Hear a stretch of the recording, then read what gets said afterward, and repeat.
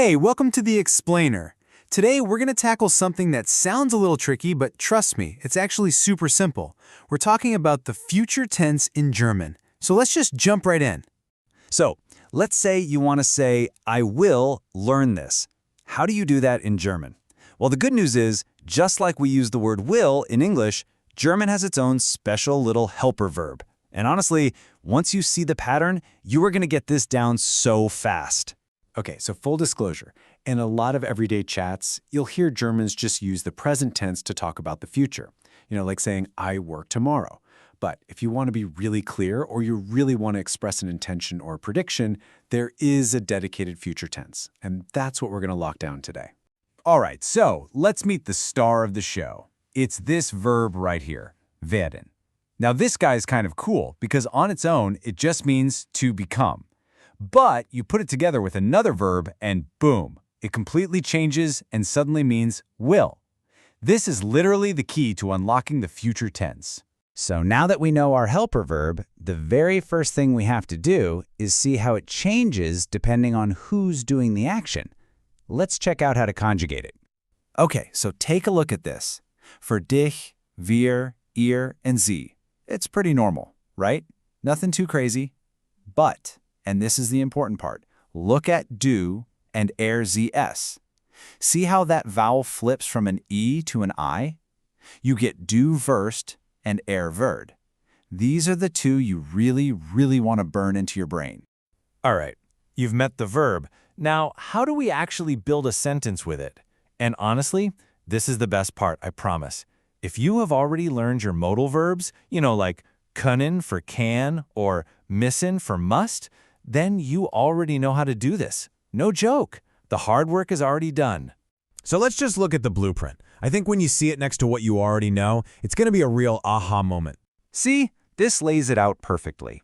Over on the left, you've got your normal modal verb sentence. Subject, modal verb, and then the other verb gets kicked all the way to the end. Now look at the right. It is exactly the same thing. Subject, the right form of veteran, and boom, the main action verb is at the very end in its infinitive form. It's the same pattern. Okay, let's put this into practice. Look at this sentence. Ich werde Cricket spielen. So, ich, that's our subject, piece number 1. Werde, that's our helper verb, right there in the second spot.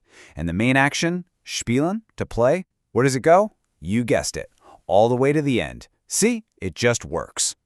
All right, we've got the rule, we've got the verb. Let's just run through a few more examples to make sure this really sticks in your head. Okay, here's one with that tricky form we mentioned. Du wirst. See? There it is, wirst, sitting right in position 2. And the main verb, lernen, to learn, is tucked away right at the end. The pattern just holds up every single time. And here's that other important irregular one. Wird eine Pizza essen. Once again, wird is our verb in the number 2 slot, and essen, to eat, is just hanging out patiently at the very end. It's pretty straightforward, right? Let's just do one more for good measure. Wir werden ins Kino gehen. We will go to the cinema.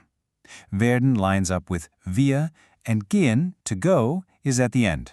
Seriously, once you see this pattern, you can't unsee it.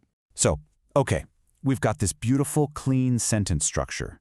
But you might be listening to German speakers and thinking, hey, wait a minute, they don't always talk like that.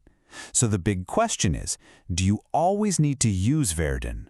And the short answer is nope. There's a super common shortcut that people use all the time in everyday German, especially when they're talking about plans that are pretty much locked in.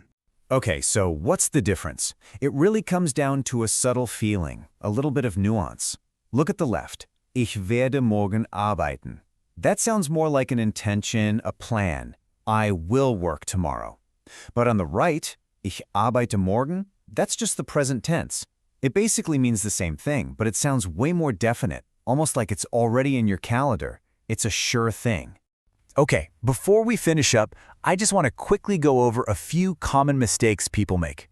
If you can watch out for these little traps, you'll be using the future tense like a pro. So just 4 things to keep in your back pocket. Number 1, don't forget to throw that main verb all the way to the end of the sentence. Number 2, do not conjugate that main verb. Only werden changes. Third, Keep an eye out for those two special forms, du wirst and wird. And last, remember that werden almost always lives in that second position in the sentence. You avoid those four things, and you are golden. All right, now it's your turn. Time to put this into action. Using everything we just went over, how would you say, I will drink tea in German? Just think, what's the subject? What's the right form of werden? And where does that verb trinken have to go? Go on, give it a try. The second you can build that sentence on your own, you'll know you've got this.